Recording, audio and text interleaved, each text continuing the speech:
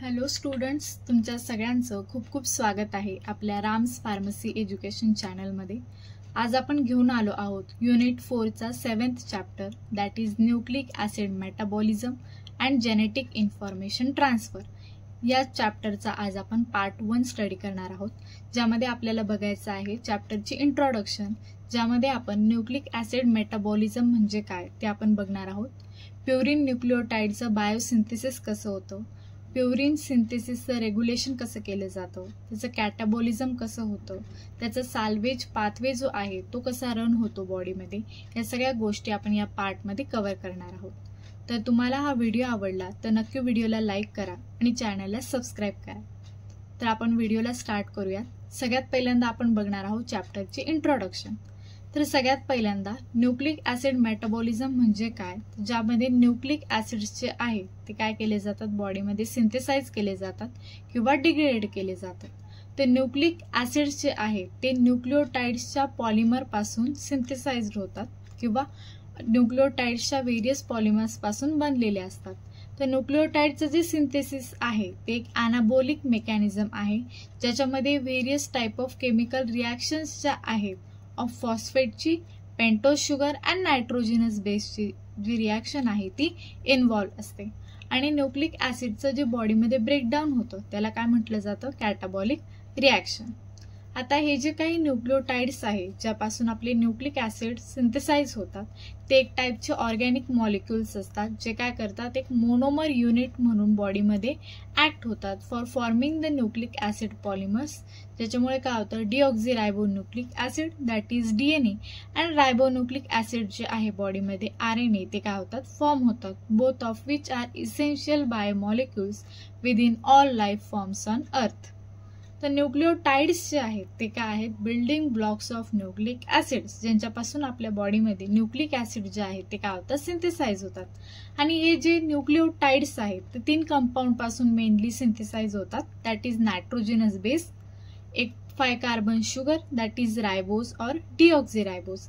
आता यामध्ये RNA molecule जर सिंथेसाइज होत असेल तर त्याच्यामध्ये रायबोज पेंटोज शुगर असेल, आणि जर DNA असेल तर त्याच्यामध्ये डिऑक्झिरायबोज शुगर असेल, अँड ॲटलिस्ट 1 फॉस्फेट ग्रुप जो आहे त्याच्यामध्ये असतो। आणि जर फॉस्फेट ग्रुप त्या कंपाऊंडमध्ये नसेल तर त्याला न्यूक्लिओसाइड असे म्हणतात, आणि फॉस्फेट ग्रुप जर ऍड झाला तर त्याला म्हणतात न्यूक्लिओटाइड। ठीक आहे। तर या मेटाबॉलिक रिक्वायरमेंट्स ज्या आहे न्यूक्लिओटाइड्ससाठी, these are the cognate basis can be made by both, त्या बॉडीला डायटरी इंटेक पासून पण मिळतात किंवा मग डिनोव्हो सिंथेसिस पासून पण बॉडीला मिळतात, from low molecular weight precursors पासून। आता बॉडीमध्ये जे various type of salvage pathways होतात, these are the major source for nucleotides for synthesis of DNA, RNA and enzyme cofactors. आता बॉडीमध्ये जे मेजर साईट जे आहे डिनोव्हो न्यूक्लिओटाइड सिंथेसिसची ती काय आहे, liver, and for the replenishment and maintenance of intracellular pools, त्याच्यासाठी पण लिव्हर जो आहे तो मेनली काय करतो, मेन रोल प्ले करतो। ठीक आहे। This are the introduction for the chapter of nucleic acid metabolism. आता प्युरिनचं बॉडीमध्ये सिंथेसिस कसं होतं ते आपल्याला बघायचं आहे। त्याच्यासाठी एक मेकॅनिझम दिला जातो किंवा ज्या व्हेरियस टाईप ऑफ रिॲक्शन्स बॉडीमध्ये होतात ते आपल्याला इथे बघायचे आहेत। तर प्युरिन्स जे आहे ते काय एक टाईपचे bases of the nucleotides that is adenine and guanine, हे जे आहे 2 टाईपचे प्युरिन बेसिस आहेत। आणि हे जे प्युरिन्स आहेत ते काय होतात, लिव्हरमध्ये मेनली सिंथेसाइज होतात। Erythrocytes, polymorphonuclear leukocytes and brain can not produce purine, ते प्युरिनला प्रोड्यूस करत नाही। प्युरिन फक्त आणि फक्त लिव्हरमध्येच काय होतो, सिंथेसाइज होतो। आता त्याचा ॲक्च्युअल पाथवे काय ते आपल्याला बघायचं आहे। त्याच्या पाथवेमध्ये तुम्हाला स्ट्रक्चर जे आहे ते मेनली इथे काय करायचे लक्षात ठेवायचे। ठीक आहे। तर सगळ्यात पहिल्यांदा काय होतं, PRPP जो आहे दॅट इज फॉस्फोरायबोसिल पायरोफॉस्फेट, सगळ्यात पहिल्यांदा कशामध्ये कन्वर्ट होतो, अल्फा डी रायबोज 5 फॉस्फेटमध्ये।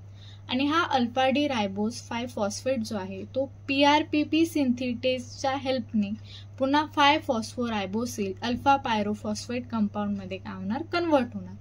आणि हा फॉस्फोरायबोसिल अल्फा पायरोफॉस्फेट जो आहे तो PRPP ग्लुटामिल अमिडो ट्रान्सफेरेजच्या हेल्पने 5-फॉस्फोरायबोसिल अल्फा पायरोफॉस्फेट मध्ये काय होतो, कन्वर्ट होतो. आणि इथे काय होतं, ग्लुटामिन प्लस वॉटरचं पुन्हा इथे काय होतं, ग्लुटामाइट मध्ये या रिॲक्शन मध्ये काय होतं, कन्व्हर्जन होतं. आणि हा जो फॉस्फोरायबोसिल अल्फा पायरोफॉस्फेट इथे जो फॉर्म झाला तो पुन्हा PRPP ग्लुटामिल अमिडो ट्रान्सफिरेजच्या हेल्पने काय होणार, पुन्हा बीटा 5-फॉस्फोरायबोसिल अमीन मध्ये काय होणार, कन्वर्ट होणार. इथे पण पुन्हा ग्लुटामिन प्लस वॉटर मॉलिक्यूल पुन्हा ग्लुटामाइट मध्ये काय होतात, कन्वर्ट होतात. आता हा जो बीटा फॉस्फोरायबोसिल अमीन आहे तो पुन्हा सिंथेटेस एन्झाईमच्या हेल्पने काय होणार, पुन्हा ग्लायसिनामिड रायबोसिल 5-फॉस्फेट मध्ये काय होणार, कन्वर्ट होणार. इथे काय होतं, ग्लायसिन अँड ATP मॉलिक्यूल जे आहेत ते काय होतात, ब्रेकडाऊन होतात आणि त्याच्यामध्ये ADP प्लस फॉस्फेट ग्रुप जो आहे तो काय होतो, इथून रिलीज होतो. ठीक आहे.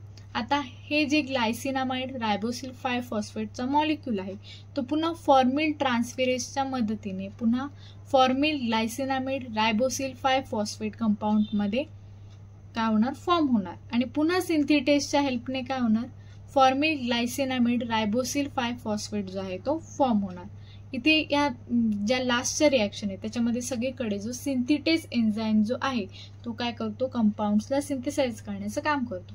इथे पण पुन्हा काय, सिंथेटेस एन्झाईम ऍक्ट होईल आणि काय फॉर्म होईल, 5-अमिनो इमिडाझोल रायबोसिल 5-फॉस्फेट जो आहे तो कंपाऊंड काय होईल, इथे फॉर्म होईल.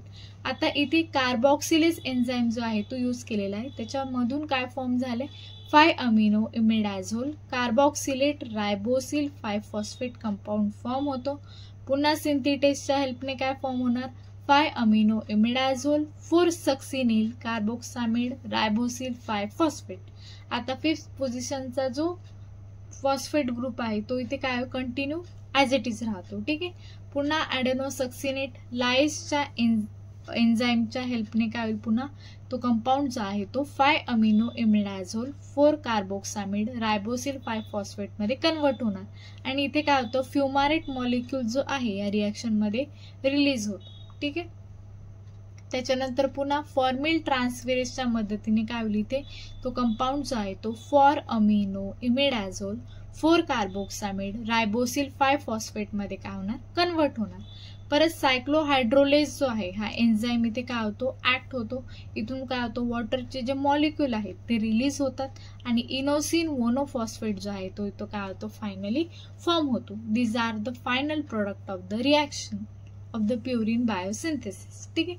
आता याच्यामध्ये ऍक्च्युअल मध्ये कोणकोणत्या स्टेप्स इन्व्हॉल्व्ह झाल्या ते आपल्याला इथे बघायचंय. तर पहिल्या स्टेप मध्ये मेनली काय झालं की रायबोस 5-फॉस्फेट जो आहे तो HMP शंट मध्ये प्रोड्यूस झाला, जो काय आहे स्टार्टिंग मटेरियल आहे फॉर प्युरिन न्यूक्लियोटाइडच्या सिंथेसिससाठी, जो काय होतो ATP सोबत रिॲक्ट करतो टू फॉर्म PRPP, जे काय आहे starting material for the biosynthesis of purine. ठीक आहे. आता सेकंड स्टेप मध्ये काय झालं की ग्लुटामिन मॉलिक्यूल जो फॉर्म झाला होता त्याने काय केलं, त्याच्यातला जो अमाइड ग्रुप आहे तो काय केला, ट्रान्सफर केला and nitrogen to PRPP to replace pyrophosphate and produce five phosphoribosyl amine. आणि त्याच्यामध्ये काय झालं, 5-फॉस्फोरायबोसिल अमीन कंपाऊंड जो आहे तो फॉर्म झाला. मग तिसऱ्या स्टेप मध्ये काय झालं, फॉस्फोरायबोसिल जो आहे तो ग्लायसिन सोबत रिॲक्ट झाला in the presence of ATP to form glycinamide ribosyl five phosphate. ठीक आहे, लक्षात ठेवायचं. आणि मग चौथ्या स्टेप मध्ये N10 फॉर्मिल टेट्राहायड्रोफॉलेट जो होता तो काय करतो, डोनेट इट्स फॉर्मिल ग्रुप. त्याने काय केलं, त्याच्या फॉर्मिल ग्रुपला रिलीज केलं अँड फॉर्म ग्लायसिनामिड रायबोसिल 5-फॉस्फेट इथे काय झाला, मग फॉर्म झाला. मग नेक्स्ट स्टेप मध्ये काय झालं, तो जो ग्लुटामिन जो होता त्याने काय केलं, सेकंड अमिनो ग्रुपला ट्रान्सफर केलं टू प्रोड्यूस फॉर्मिल ग्लायसिनामिड रायबोसिल 5-फॉस्फेटला फॉर्म करण्यासाठी. मग नंतर ती जी इमिडाझोलची जी रिंग होती कम्प्लिटली ऑफ प्युरिनची ती काय होती, इज क्लोज्ड होते इन ATP डिपेंडंट रिॲक्शन मध्ये टू यील्ड 5-अमिनो इमिडाझोल रायबोसिल 5-फॉस्फेट इथे काय होतो, ऍक्च्युअल मध्ये फॉर्म होतो. त्यानंतर काय होतं, इनकॉर्पोरेशन ऑफ कार्बन डायऑक्साईड CO2चं इनकॉर्पोरेशन होतं त्याच्यामध्ये, occurs to yield amino imidazole carboxylate ribosyl five phosphate इथे काय झाला, फॉर्म झाला.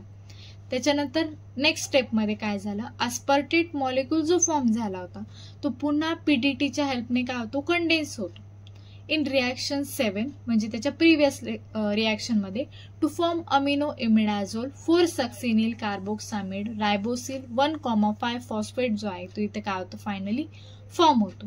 मग नेक्स्ट स्टेप मध्ये काय होतो, हा जो ॲडेनोसक्सिनेट लायज एन्झाईम जो आहे तो त्याला काय करतो, ब्रेकडाऊन करतो ऑफ फ्युमारेटला to yield amino imidazole 4 carboxamide ribosyl 5 फॉस्फेटला फॉर्म करण्यासाठी.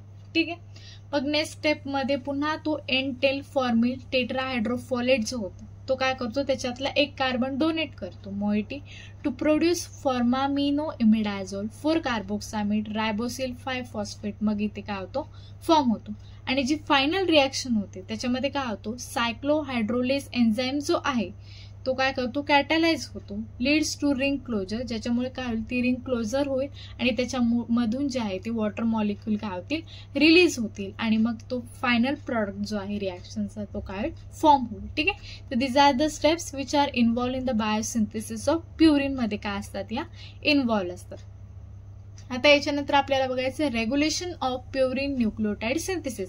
आता ही जी पूर्ण कंप्लीट प्रोसेस झाली ऑफ प्युरिन बायोसिंथेसिसची त्याला रेग्युलेट कसं केलं जातं, तर सगळ्यात पहिल्यांदा प्युरिन बायोसिंथेसिसच्या ज्या फर्स्ट 2 स्टेप होत्या राईट पूर्ण पाथवे मधल्या त्या काय आहेत, रेट लिमिटिंग स्टेप, त्याच्यामधून आपण रेट डिटरमाइन करू शकतो फॉर कम्प्लीट प्युरिन बायोसिंथेसिसच्या प्रोसेस. ठीक आहे. आता पीआरपीपीचं जे सिंथेसिस होतं ते पीआरपीपी सिंथिटेसच्या एन्झाईमच्या कंट्रोलमध्ये होतं आणि तो फीडबॅक इनहिबिट केला जातो बाय प्युरिन 5' न्यूक्लियोटाइड्सच्या हेल्पने. ठीक आहे. आता त्याच्यामध्ये जो कॉम्बिनेटोरियल इफेक्ट जो होतो त्या 2 न्यूक्लियोटाइड्सचा आर ग्रेटेस्ट, तो सगळ्यात जास्त असतो. जसं की एक्झाम्पल बघितलं आपण तर inhibition is maximum when the correct concentration of both adenine and guanine nucleotides is achieved. जेव्हा दोन्ही प्युरिन बेसिसचं दॅट इज ॲडेनाइन अँड ग्वानिनचं करेक्ट कन्सन्ट्रेशन असतं तेव्हा ते इनहिबिशन जे आहे रिॲक्शनचं होतं. ठीक आहे. आता त्याच्यामध्ये जो अमिडो ट्रान्सफेरेस रिॲक्शन जे आहे ती पीआरपीपी अमिडो ट्रान्सफेरेस एन्झाईम जो आहे तो काय करतो, याला कॅटलाइज करतो आणि is also feedback inhibited allosterically by binding ATP ADP and AMP at 1 inhibitory site. आणि याचा फीडबॅक कसा मिळतो, जेव्हा एटीपी किंवा एडीपी किंवा एएमपी मॉलिक्यूल जे आहे ते त्या साईटला काय करतात, बाइंड करतात आणि त्याच्यामधून काय फॉर्म होतो मग, किंवा मग एखाद्या इनहिबिटरी साईटला बाइंड होतात, जसं की जीटीपी झालं, जीडीपी अँड जीएमपी ॲट अनादर. अशा प्रकारे प्युरिन न्यूक्लियोटाइडची जी कम्प्लीट प्रोसेस आहे सिंथेसिसची किंवा त्याचा पाथवे जो आहे तो काय केला जातो, रेग्युलेट केला जातो.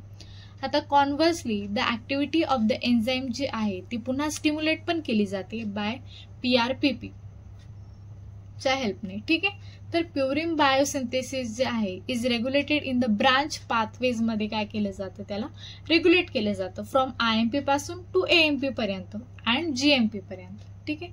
आता जे अक्युम्युलेशन ऑफ एक्सेस एटीपी जे फॉर्म झाले लीड्स टू, त्याच्यामुळे काय होतो accelerated synthesis of GMP and excess GTP जो आहे बॉडीमध्ये तो काय होतो, leads to accelerated synthesis of AMP.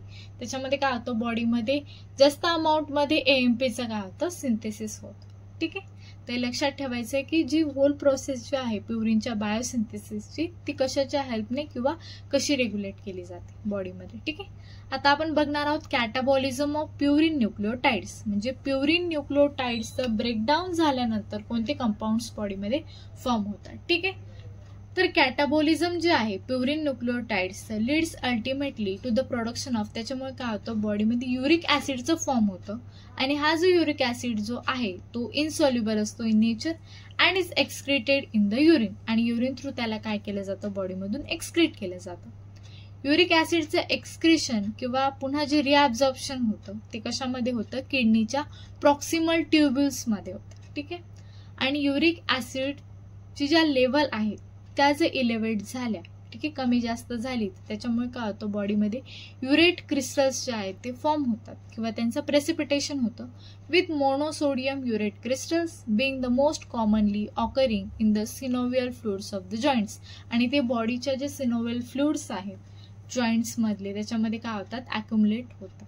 ठीक आहे. आणि त्याच्यामुळे व्हेरियस डिसऑर्डर्स होण्याचे पण चान्सेस होतात. आता आपल्याला बघायचं त्याचा पाथवे.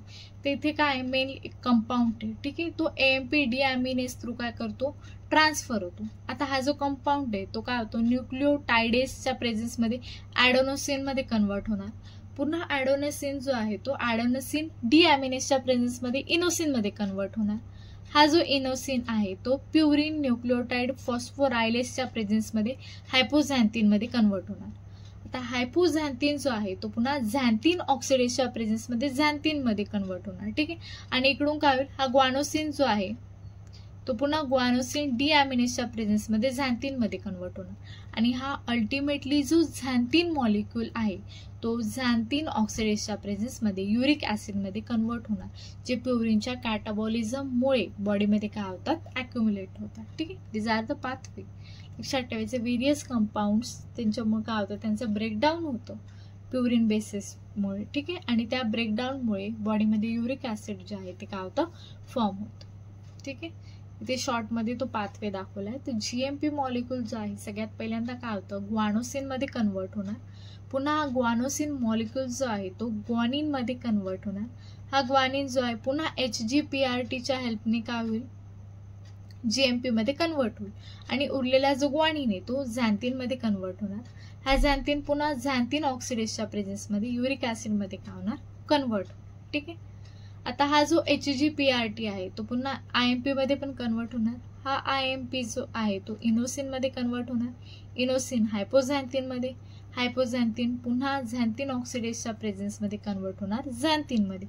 आणि पुन्हा हा पाथवे रन होणार आणि पुन्हा इथून काय होणार, युरिक ऍसिडच काय होतो, फॉर्म होतो. ती एक पूर्ण ही जी आहे एक दुसऱ्याशी काय लिंक्ड रिॲक्शन इथे होतात. आणि अल्टिमेटली जो प्रोडक्ट आहे प्युरिनच्या कॅटाबॉलिझमने तो काय फॉर्म होतो बॉडीमध्ये, दॅट इज युरिक ऍसिड, ठीक आहे. एवढं लक्षात ठेवायचं आपल्याला.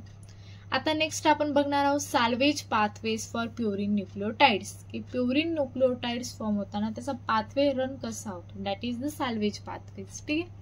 तर साल्वेज पाथवे जो असतो ऑफ प्युरिनच्या न्यूक्लिओबेसिससाठी, दॅट इज ॲडेनिन झालं, हायपोझॅन्थिन आहे and guanine, involve several enzymes. त्याच्यामध्ये व्हेरियस टाईप ऑफ एन्झाईम्स जे आहे या कम्प्लीट रिॲक्शनमध्ये इन्व्हॉल्व असतात. 3 of which are highly clinically relevant as evidenced by the pathology associated with deficiencies in those enzymes. आणि याच्यामध्ये जे 3 एन्झाईम्स जे आहेत, ठीक आहे, ते काय क्लिनिकली रिलेव्हंट आहे किंवा बॉडीमध्ये इम्पॉर्टंट आहे. आणि ते क्रिटिकल एन्झाईम्स कोणते, that is adenosine phosphoribosyl transferase, that is APRT असं पण म्हणतात त्याला. Hypoxanthine guanine phosphoribosyl transferase, that is HGPRT and adenosine deaminase, that is ADA. हे 3 एन्झाईम जे आहेत ते आपल्याला लक्षात ठेवायचे, which are important in the purine biosynthesis, right. आता प्युरिनचे जे कॅटाबॉलिक एन्झाईम आहे that is PNP can also function in the reverse direction मध्ये काय करतो, तो अपोजिट डिरेक्शन मध्ये ऍक्ट होतो, incorporating ribose into the nucleobases. त्याच्यामुळे काय फॉर्म होतात, रिस्पेक्टिव्ह टाईप ऑफ न्यूक्लिओसाइड्स जे आहेत ज्यांच्यामध्ये फॉस्फेट ग्रुप नाहीये, ठीक आहे, ते काय होईल, ते फॉर्म होईल. आणि although this latter reaction is much less significant than the reactions catalyse by APRT and HGPRT. हे 2 एन्झाईम जे आहेत त्याला काय करतात, कॅटलाइज करण्याचं काम करतात. That is the salvage path, ठीक आहे. आता याच्यामध्ये जे सिंथेसिस होतं AMP मॉलिक्यूलचं फ्रॉम IMP पासून and the salvage of IMP via AMP catabolism through have the net effect of, त्याच्यामुळे काय होतं, डिॲमिनेटिंग होतं अस्पर्टेटचं. आणि हा जो अस्पर्टेट मॉलिक्यूल आहे तो कशामध्ये कन्वर्ट होतो, फ्युमारेटमध्ये.